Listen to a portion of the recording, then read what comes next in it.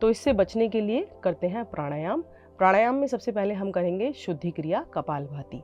कपालभाति के लिए आपको पद्मासन लगाकर बैठना है। यदि आप पद्मासन नहीं लगा सकते तो कोई बात नहीं, अर्ध पद्मासन लगा लीजिए, सुखासन लगा लीजिए। अब दोनों हाथ रखेंगे घुटनों पर, कमर गर्दन को सीधा रखेंगे। जिन्हें कमर दर्द की समस्या है उन्हें वे दीवार के साथ तकिया लगाकर सटाकर कमर को दीवार के साथ सटाकर बैठे। अब दोनों हाथ आपने घुटनों पर रख लिए हैं, गर्दन कमर सीधी है, आंखें बंद कर लीजिए। धीरे धीरे श्वास को भरिए, बाहर करिए, श्वास को छोड़िए। अब बार बार श्वास को नासिका से बाहर की तरफ छोड़ना है। कैसे? जब नासिका से श्वास आपका बाहर जा रहा है उसी समय आपकी जो नाभि है वो अंदर की तरफ जा रही है। इस प्रकार देखिए कैसे श्वास को बाहर फेंका और नाभि गई हमारी अंदर की ओर।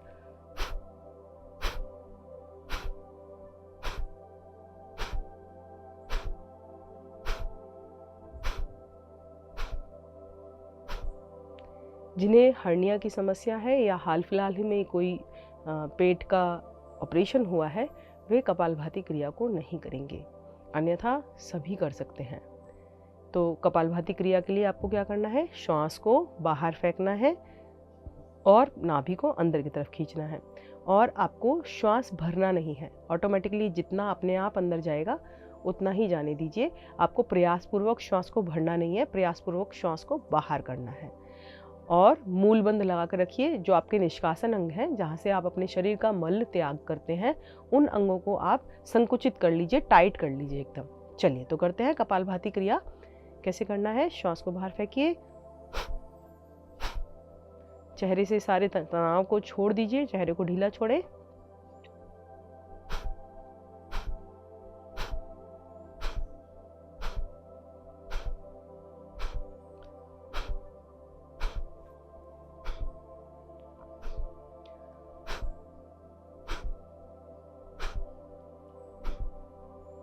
शांत बैठे।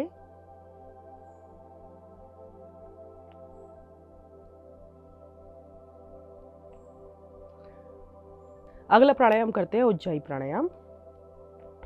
उज्जाई प्राणायाम के लिए आपको नाक से श्वास भरनी है और खराटे जैसी आवाज निकालनी है। कैसे? जिह्वा को तालू से लगाइए, गर्दन को झुकाइए और श्वास को भरिए।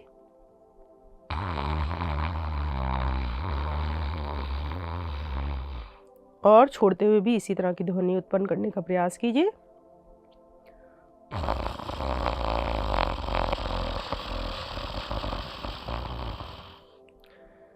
इसी प्रकार बार बार कीजिए। श्वास भरिए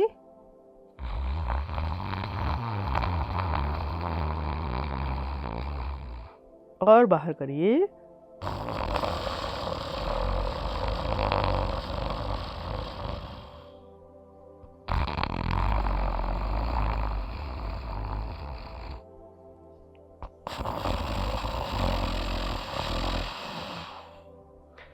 आपको मधुर खराटे जैसी ध्वनि को उत्पन्न करना है और बहुत ज़्यादा जोर नहीं लगाना है।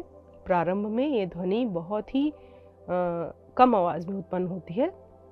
अभ्यास के बाद धीरे धीरे यह अच्छे तरीके से आने लगती है। करते हैं अगला प्राणायाम। अगला प्राणायाम है नाड़ी शोधन प्राणायाम। नाड़ी शोधन प्राणायाम के लिए दोनों हाथों को पलटकर घुटनों पर इस तरह से ज्ञान मुद्रा में रख ले। दाएं हाथ से मुद्रा बनाएं, प्राणायाम मुद्रा। अब अपनी नासिका पर ले जाएं। आपको बाईं ओर से मतलब लेफ्ट नोस्ट्रिल से इनहेल करना है। श्वास भरिए 5 तक की गिनती में। अब बंद कर लीजिए नाक को। अब 10 तक की गिनती में रुकिए। 1 2 3 4 5 6 7 8 9 10। अब श्वास छोड़ते हुए 10 तक की गिनती 1 2 3 4 5 6 7 8 9 10। अब जिस ओर से आपने श्वास बाहर किया है उसी ओर से श्वास भरिए 5 तक की गिनती में। 1 2 3 4 5।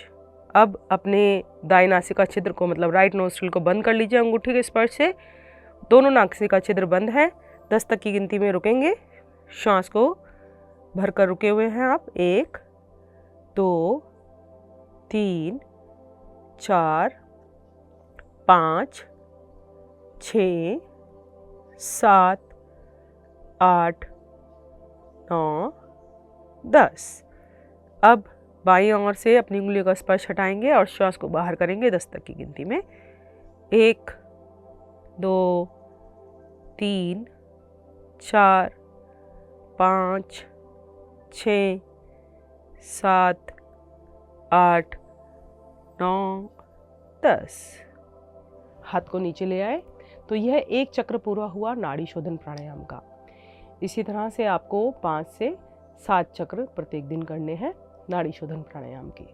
तो चलते हैं अपने अगले प्राणायाम पर। अगला प्राणायाम है भ्रामरी प्राणायाम। भ्रामरी प्राणायाम के लिए आपको षडमुखी मुद्रा बनानी है। कैसे? पहले दोनों उंगलियां पलकों पर, तीसरी नाक के नीचे, चौथी ठोड़ी पर, कान अंगूठों से बंद। अब श्वास भरिए और भ्रमरी की तरह गुंजन कीजिए और अपने अंदर उसको सुनिए। कान पूरे अच्छे से बंद कर लीजिए, बाहर की कोई आवाज आपको ना सुनाई दे। श्वास भरिए।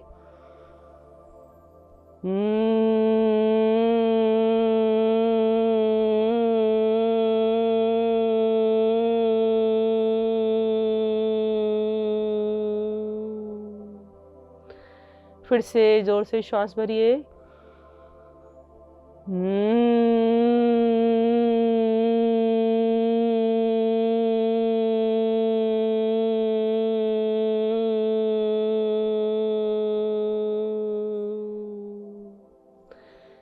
तीसरी आवृत्ति के लिए श्वास भरें।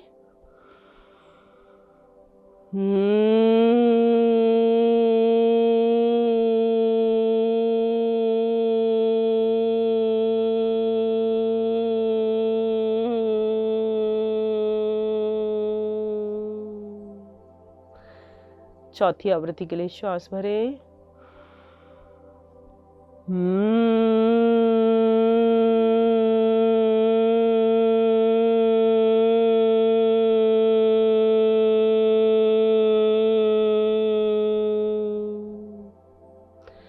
अंतिम आवृत्ति के लिए श्वास भरें।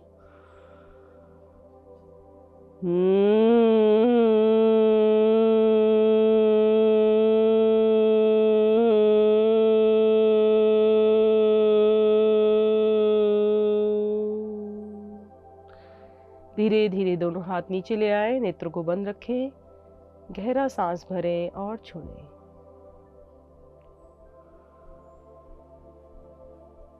तो चलते हैं अपने भोजन पर।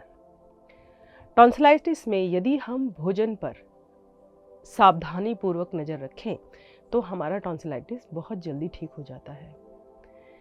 आपको इसमें ठंडे पदार्थों का सेवन नहीं करना है, खट्टे पदार्थों का सेवन नहीं करना है, या फिर कभी आपने गरम खा लिया और उसके ऊपर एकदम ठंडा खा लिया, या फिर कुछ सामान्य से अधिक ठंडा खाया और उसके ऊपर आपने कुछ गरम पी लिया, तो इससे भी यह बहुत ही जल्दी समस्या जो है उभर जाती है।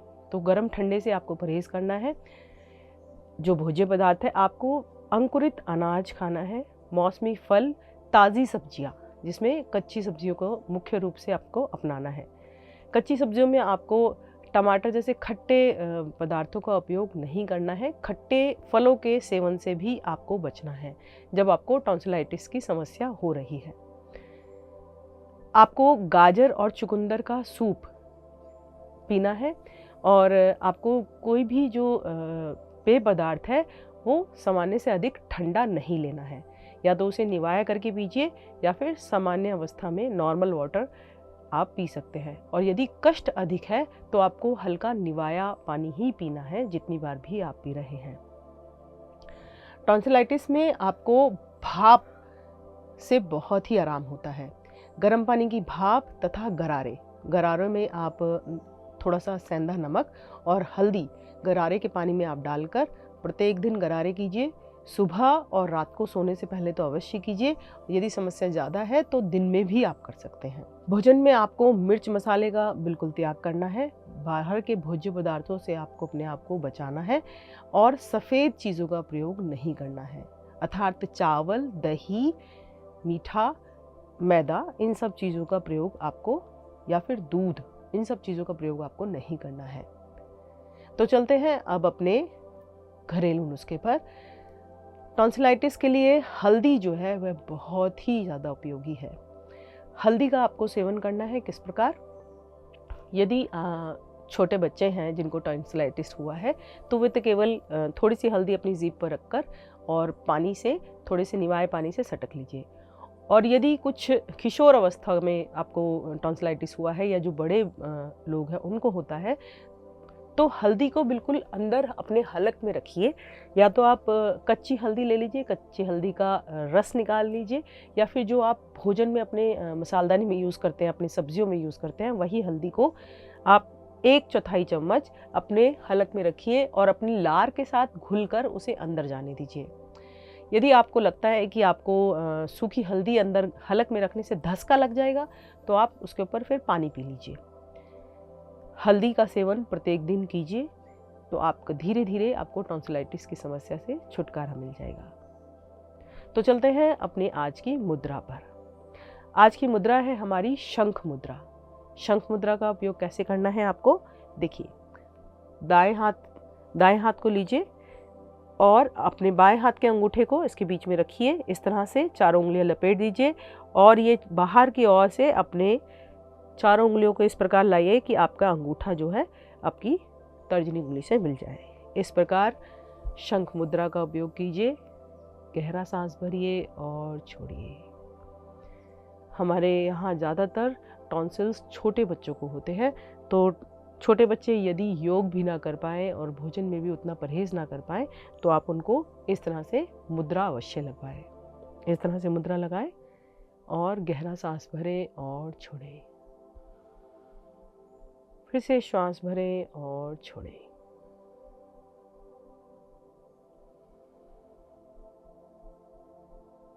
तो यह था मुद्रा का उपयोग।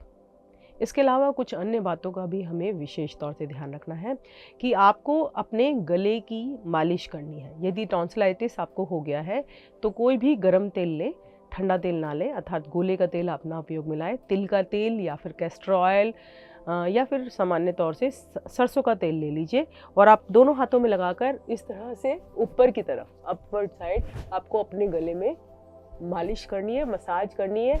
रात को सोने से पहले इस तरह से ऊपर की तरफ अपने गले में मसाज कीजिए। थोड़ा सा टाइट हाथ भी आप रख सकते हैं और फिर गले पर कोई सूती कपड़ा लपेट लीजिए। बहुत ही सॉफ्टली सूती कपड़ा लपेटिए, इतना टाइट ना हो कि आपको श्वास आने जाने में समस्या उत्पन्न हो। इसके अलावा आपको अपनी नाक में 2-2 बूंद बादाम रोगन डालना है। बादाम रोगन अर्थात बादाम का तेल। बादाम का तेल आप अपने नाक में 2-2 बूंद टपका कर रात को तब सोएं, क्योंकि जब हमको टॉन्सिलाइटिस की समस्या होती है तो नाक से श्वास भरने में भी हमको दिक्कत होती है। तो आपको मालिश करनी है अपने गले की और 2 बूंद बादाम का तेल डालना है अपनी नाक में। इसके अलावा आपको अपने हाथ के अंगूठे की मालिश करनी है। इस प्रकार से अपने हाथ के अंगूठे को अच्छे से मसाज दीजिए, आगे पीछे करके दोनों हाथ के अंगूठों को, और अपने पैर के अंगूठे को भी आप अच्छे से तेल लगाकर इसको मसाज कीजिए। इससे भी आपको बहुत फ़ायदा होगा। हाथ के अंगूठे की और पैर के अंगूठे की मसाज दोनों को अच्छे से रात को मसाज करके सोइए। और रात को आपको गर्म पानी की भाप लेनी है जिसमें आपको अजवाइन डालनी है। इसके अलावा आपको गरारे करके सोने हैं। गर्म पानी से गरारे करके सोइए। हम आशा करते हैं कि आपको टॉन्सिलाइटिस की बीमारी से अवश्य छुटकारा मिल जाएगा। तो चलते हैं अपने आज के सुविचार पर। यदि हम हार नहीं मानते तो हमें कोई नहीं हरा सकता। तो इस बात का विशेष ध्यान रखें और अपने लिए टॉन्सिलाइटिस के उपाय ज़रूर अपनाएं। आज की श्रृंखला में बस इतना ही। नमस्कार।